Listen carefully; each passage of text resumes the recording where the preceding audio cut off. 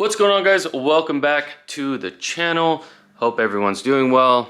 I know I've been a little absent from posting for the past few weeks, but trying to get back, stay on schedule to posting every Friday.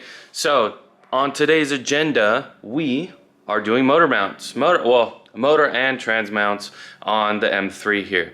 Now I do particularly like the rev shift mounts. Now I did go ahead and buy the full motor and trans mounts from Rev Shift. These are the drift labeled ones. They're super hard. Now I did run these old Rev Shift ones on there, and then I do have some, they're really hard Delrin on the drift car. Now that made the transmission whine a bunch, but as you can see here, I kind of already got those kind of put in place for when the motor does get done, which, trust me, I'm working on it.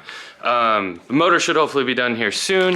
Now these will still have, these blue ones, or teal, they'll have to get installed on the drift car. Now I did go ahead and buy the standard, I think these are just like a little bit stronger than OEM. From Rev Shift. I mean, they do have like super hard to medium to, you know, they have like the whole way. Check them out, Rev Shift. I mean, these things have literally been on the drift car for, I don't know, 5 years and still have no issues or play or anything, and they're still in one piece. So these are what's going in today, along with these black transmission mounts. But now I've seen a lot of people do this before, and they've used like a piece of wood and a jack on their oil pan. Now that's definitely not something like I recommend doing, because obviously you could punch a hole through the oil pan and that just causes more, one, a mess, and two, you could crack the pan, or worse, like I said, puncture a hole in it, and that's just bad. So I have an engine hoist, so luckily that will help us out. So we are going to hook the engine hoist up to the motor, get it lifted, and then pull both the motor mounts out, drop it back down, and then we will move on to the transmission. But first things first, we have to get in here. I already moved the intake section here. So what you'll have to do is get in here and remove said bolt from the top and from the bottom. Now this side is a little bit more difficult. I mean, it's just a matter of having like a swivel or something to get down there. I don't know how well you guys can see that.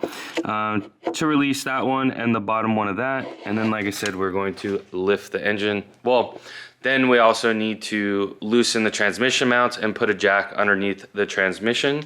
So that way when we do go to raise the engine up, we aren't binding or going to break anything off the transmission. So let's go ahead and get started and remove some of these bolts and get the engine hoist out and hook it up.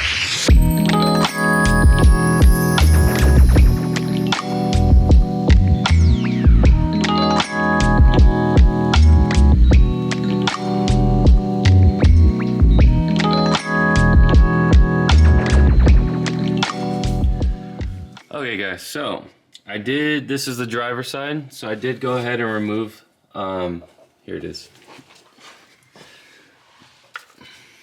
So this is the driver's side. I went ahead and removed the top nut, and I went ahead and removed the top nut over on that side. So now we're trying to take the bottom nuts off. Luckily, I mean, I do have this angle kit, so I do have a way to sneak through here. I have experienced sometimes, like if you use E36 control arms, that it won't, you're gonna have to end up removing this control arm to get to it. Just depends.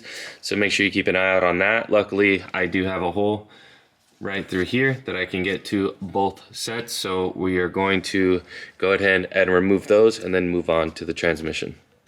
Okay, so now we are back at the transmission. Our mount is there and on this side. So what I have is the jack supporting the transmission right now, which looks like there's a small leak, but we are swapping to a 6-speed anyways, probably in the next, I don't know, month or so. I just have to buy the bracket that'll allow for the 6-speed. But anyways, so we're going to start with these two on each side. And with that being supported there, we can drop that and then give us ease of access to get to these They should be 13s. I'm gonna double check that right now, but we just got to loosen those, and then we can swap those out.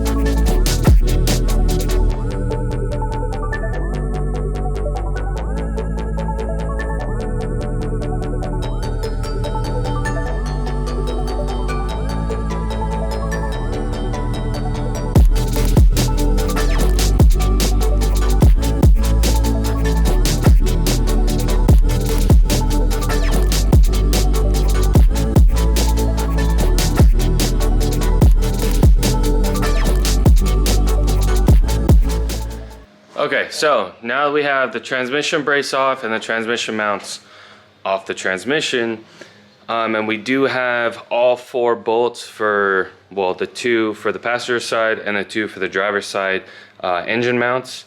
Now we just need to get the hoist, bring that over here, connect to the engine, lift up, and then that way we can slide those motor mounts out and slide the new ones back in. I'm gonna try to record this as best as I can. I'm here by myself, so I don't know, we'll see. But I'll show you guys as I continue on, and obviously once they're installed. So I'm gonna go get the engine hoist and set that up.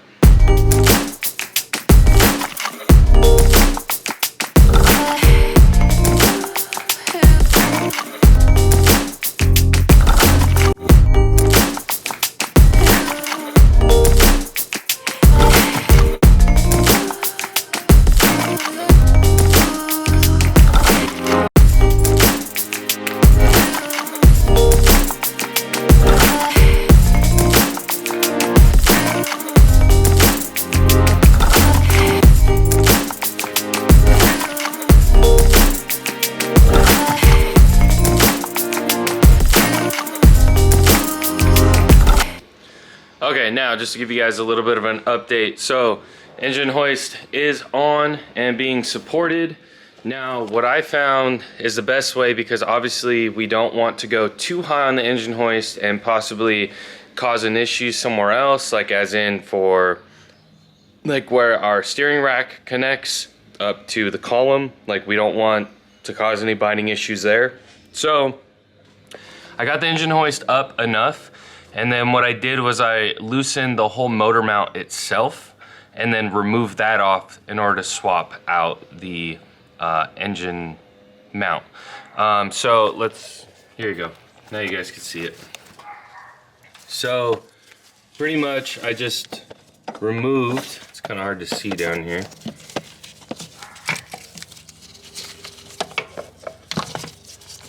Okay. All right, so I had to remove the power steering from the arm, and then I just removed the arm itself off because I didn't have enough clearance to just slide the mount out. So that's pretty much all I did. I got the new mount down in there, well, new used old mount, but anyways, that's down there. Now I just gotta align the arm back on to down there, and then re-bolt it back in, and then re-bolt back in the power steering reservoir here. And then we're pretty much gonna do the same thing on the other side, is just remove the mount, and I can probably do that from under the car for better clearance. But yeah, let me go ahead and get this wrapped up, and then I'll show you guys, and then we'll move on to the other side. All right guys, so engine mount is installed. Now the best way that I can say to do this is, here, I'll show you. So on the bottom of the engine mounts for the E36, there is that little nipple that's right there. So what I had to do was, obviously, like I said, I took off the motor mount down here. So I ended up removing the whole motor mount arm so I could slip in down here the motor mount. Now what you have to do is, when you put this motor mount in, make sure you tighten the bolt at the bottom. That way you can align that nipple into the hole. Then you can go ahead and reinstall that motor mount arm, because if you install the motor mount arm first, what it's gonna do is it's gonna pull the mount a little bit, and then it's not gonna line up into that hole. So just, you don't have to like you know, crank on it, just get it snug enough. That way it doesn't pull back out of the hole. Then realign your motor mount and then go ahead and reinstall. So now that the driver's side is done, everything is tight besides the actual motor, the motor mount down here itself. We'll go ahead and tighten all of that stuff once we get the other side done. So now we're going to go ahead and start on that side. Okay, so might be a little hard to see, but you can kind of tell right here. So I removed the engine mount, and it was easier to access the 4 bolts to the actual engine mount arm from underneath the car on this side. So I went and loosened those. The ground cable's still on here, so you can still move it around without damaging this ground cable. And the motor mount, you just slip into place, clock it, so that way that little nipple at the bottom sits into the groove, and tighten it back up. So we're gonna go ahead and do that and then get this motor mount arm back on. Okay, now here's a better angle of it. So you can reach these 2 mounts for the motor mount arm, and then the other 2 are just right here. They're within reach, so it's pretty easy to get to those and just move the motor mount arm out of the way. Now I do have the rev shift motor mount in, and it is clocked, so the nipple is in there. Like I said, I didn't tighten the main nut here all the way down yet. It is just snug.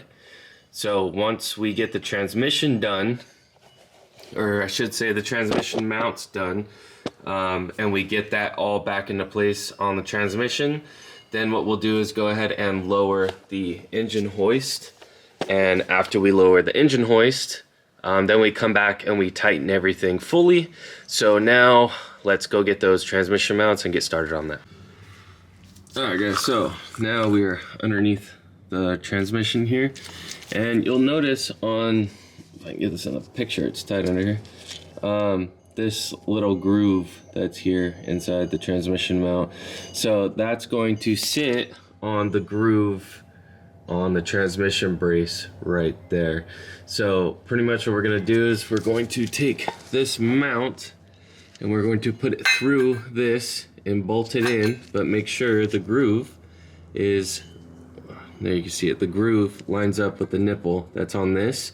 And we'll go ahead and put the nut on the back side of this. We won't fully tighten it yet, but we'll snug it up. And then we have to loosen this, because this will come on and slide up at the top like that. So we'll come on here and slide on like that, and then obviously this mount will be connected to this, and then we just go ahead and reinstall our 4 screws on the side, which will be these 2 and the 2 that were on that side that hold the transmission brace into place. Okay, so now that we have the bracket, or the transmission mount bracket, we have that fully tightened all the way in, and our mounts are in. What I went ahead and did was I came out here and I took the engine hoist off, so the motor dropped back down into place. And since our mounts were tight at the bottom, they didn't move. So now all we have to do is go back through the transmission. We'll start there and then come up to the front and tighten both top and bottom nuts. Same thing with the transmission down there. We'll tighten the bottom and the top snug, and then that's pretty much it. Alright guys, so that's pretty much it. As long as you guys have an engine hoist, this is relatively easy to do. It doesn't take that long. I went ahead and tightened up our motor mounts and our trans mounts, and I also tightened up the power steering reservoir. So everything's tight, everything's installed. So that's pretty much it for today's video. Make sure you guys like, comment, subscribe, and stay tuned for more content, and I'll see you guys later. Just writing lines cause I feel like the champ. Heavyweight, first place, who could expect to get slapped? I'm running laps round the competition thinking no last. I just laugh, take a sip as I go and sit back.